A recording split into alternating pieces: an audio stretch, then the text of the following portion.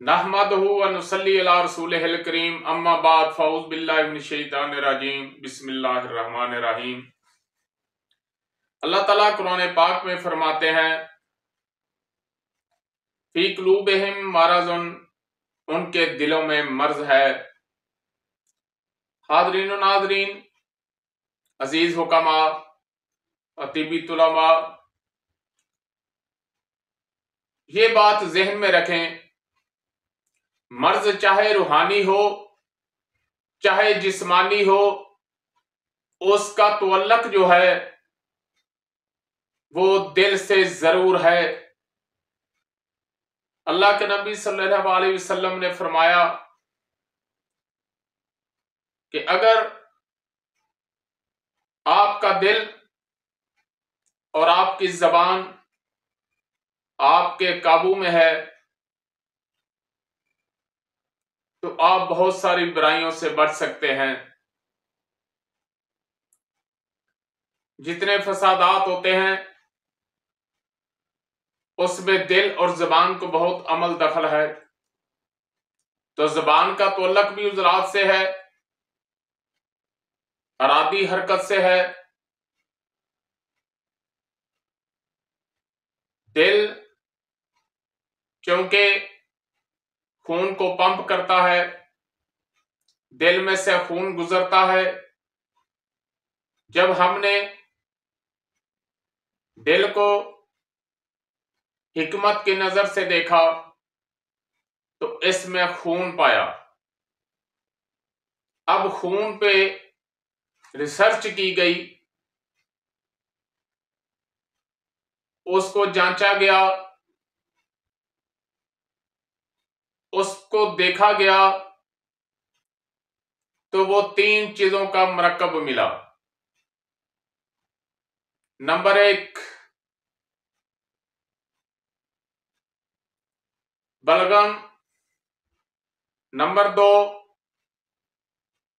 सुदा, नंबर 3 सफरा, तरी, खुश्की, गर्मी।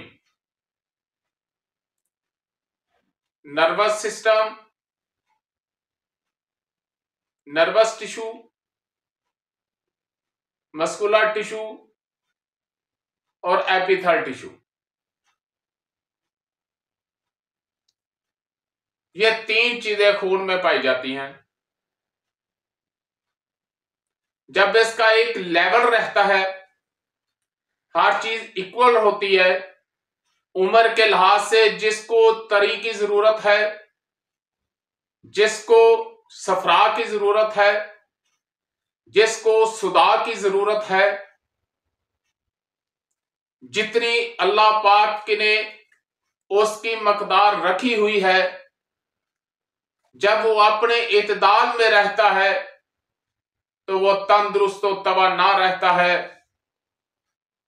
और जब इत्दाल से हट गया, किसी चीज की ज्यादती हो गई, excess of everything is a bad, हर चीज की ज्यादती जो है वो नुकसानदेह है।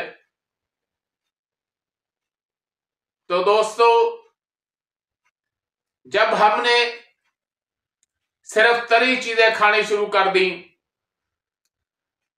हमने दूध और घी को ज्यादा इस्तेमाल शुरू कर दिया, तीनों वक्त हम दूध से खाना खा रहे हैं, दूध पी रहे हैं, लस्सी पी रहे हैं, दही खा रहे हैं, तो जिस्म में तरी ज्यादा हो जाएगी और असाबी अमराज का आप शिकार हो जाएंगे। और जब आप मुसलसल खुशक अशिया, सुदावी अशिया, मस्कुलर टिश्यू को ताकत देने वाली अशिया मुसलसल इस्तेमाल करेंगे, हर रोज आप गोश्त खा रहे हैं, चावल खा रहे हैं, आलू गोभी मटर खा रहे हैं, आप और कोई चीज नहीं खा रहे, ना आप असाबी चीजें खा रहे हैं, ना आप गुद्दी चीजें खा रहे हैं, ना गर्म चीजें खा रहे हैं, ना तर चीजें खा रहे हैं, तो फिर आपके मस्कुलर सिस्टम जो है ये बीमार हो जाएगा। और अगर आप सिर्फ गर्म अशिया खा रहे हैं,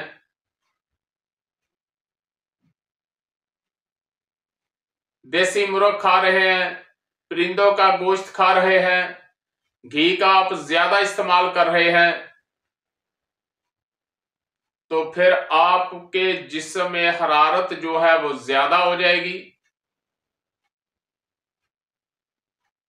और आपका गुद्दी सिस्टम जो है वो बीमार पड़ जाएगा। तो खून जो है जब ये पंप करता है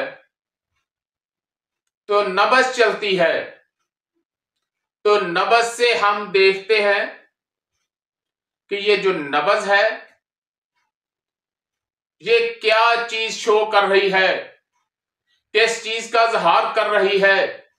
आया किस जिसम इसके जिस्म में तरी ज्यादा है, इसके जिस्म में खुश्की ज्यादा है, इसके जिस्म में गर्मी ज्यादा है, इसके जिस्म में असाबियत है, इसके जिस्म में सुदावियत ज्यादा है, या इसके जिस्म में सफरावियत ज्यादा है। ये आपको नब्ज बताएगी। जब बलगम बड़ी होगी तो नब्ज की चाल और होगी, और जब सुदावियत बढ़ेगी, खुश्की बढ़ेगी, तो नब्ज की चाल और होगी, और जब गर्मी बढ़ेगी, जिस्म में सफरा की ज्यादती होगी, तो नब्ज की चाल और होगी। आप तशखीस में याद रखिए, आप तशखीस में नब्ज को मुकद्दम समझेंगे तो आप इलाज मुआलजे के माहिर बन जाएंगे। जबान से तशखीस होती है, चेहरे की रंगत से तशखीस होती है, जिस्म के अज़ा के हिस्सों की तशखीस होती है, लेकिन सबसे जो मुकद्दम चीज है वो आपने नब्ज को रखना है। बाकी चीजें हेल्पिंग की मदद के तौर पर आप इस्तेमाल करें। और ये बात याद रखें, हर आदमी का अपना अपना पॉइंट ऑफ व्यू है। हम तो टेस्टों के कायल नहीं है।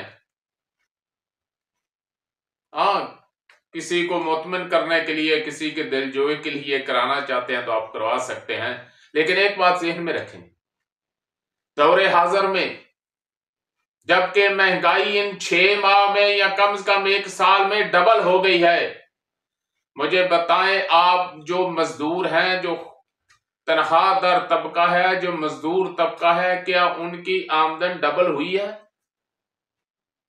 और एक मजदूर आदमी है वो मुश्किल गुजारा कर रहा है, उसका कुछ बच्चा बीमार हो जाता है, आप बीमार हो जाते हैं, आप उसको टेस्टों के चक्कर में लगा देंगे। अरे अल्लाह के बंदे, जितने के टेस्ट होने हैं उसके पूरे महीने का इलाज हो जाना है। और एक बात और जरा बताएं मुझे,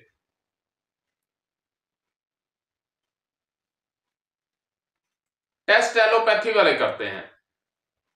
आप कहते हैं जी डॉक्टर साहब ने कहा है कि, मैं किसी डॉक्टर की मुखालफत नहीं कर रहा, मैं तशखीस की बात कर रहा हूं कि डॉक्टर साहब ने कहा है जी आपको ये है, ये है, ये है, तो मुझे आप दवाई दे दें। अगर आप उसके कहने पर आप दवाई देंगे तो आप बेवकूफ तरीन शख्स हैं। क्या कभी ऐसा हुआ है आपने किसी को कहा हो तुम्हारे जिस्म में सफरा बड़ा हुआ है, वो डॉक्टर को जाकर कहे कि हकीम साहब ने कहा है सफरा बड़ा हुआ है? कभी आज तक किसी ने दवाई दी है?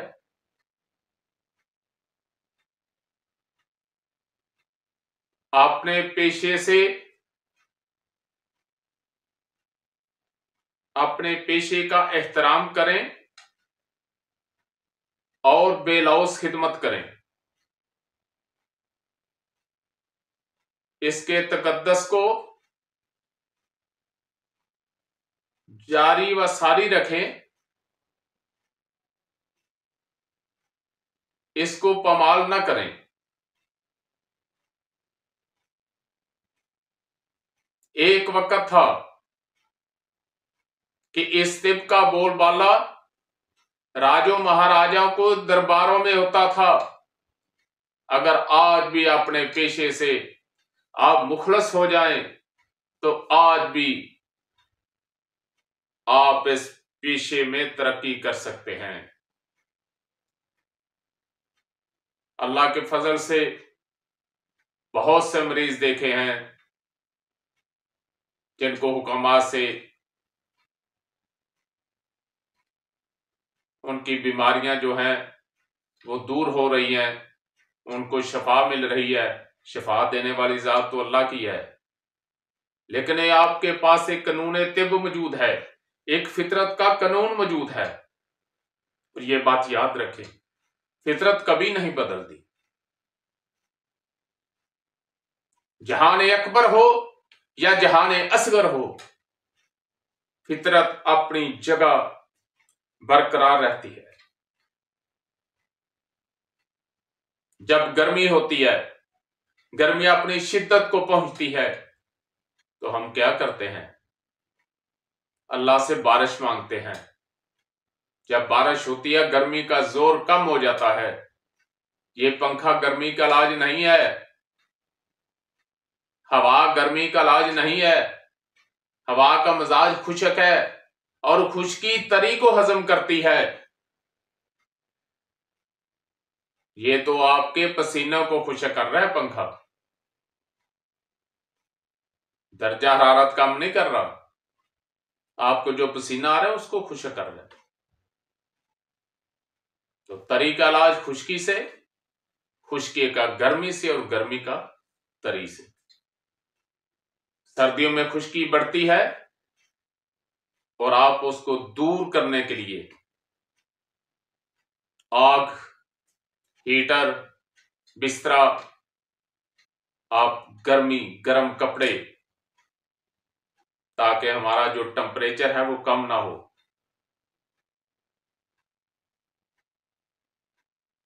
तो यही जिस्म में है। अगर आपके जिस्म में बलगम बढ़ गई है तो खुशक अशिया उससे उसका इलाज होगा। अगर खुश्की बढ़ गई है तो गर्म अशिया से इलाज होगा। अगर गर्मी बढ़ गई है तो तर अशिया से इलाज होगा। ये कानून फितरत है, अपनी जगह मुसलमा है। इस हकीकत से ना किसी को इनकार है और ना कोई इनकार कर सकता है। ये बात फिर याद रखें कि नब्ज को मुकद्दम जाने। जब जिस्म में हवा बड़ी होगी, नब्ज की चाल बताएगी कि इसके जिस्म में खुश्की बड़ी हुई है। और जब जिस्म में सुदा बड़ा होगा, खुश्की बड़ी होगी, उसकी चाल और होगी। जब सफरा बड़ा होगा उसकी चाल और होगी, और जब तरी बड़ी होगी उसकी चाल और होगी। पर जख्म लगे हैं कारी तिब पर, पहले इसकी फिक्र करें, ये बाद में देखा जाएगा ये किसकी कारगुजारी है।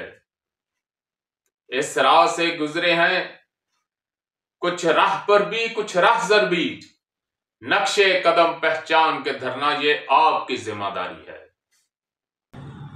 नाज़रीन, अगर आपको हमारी वीडियो अच्छी लगी तो हमारे चैनल को सब्सक्राइब करें, लाइक करें, शेयर करें, ताकि कानून तिब और कानून फितरत के मुताबिक हमारी हर वीडियो आप तक पहुंचती रहे। शुक्रिया।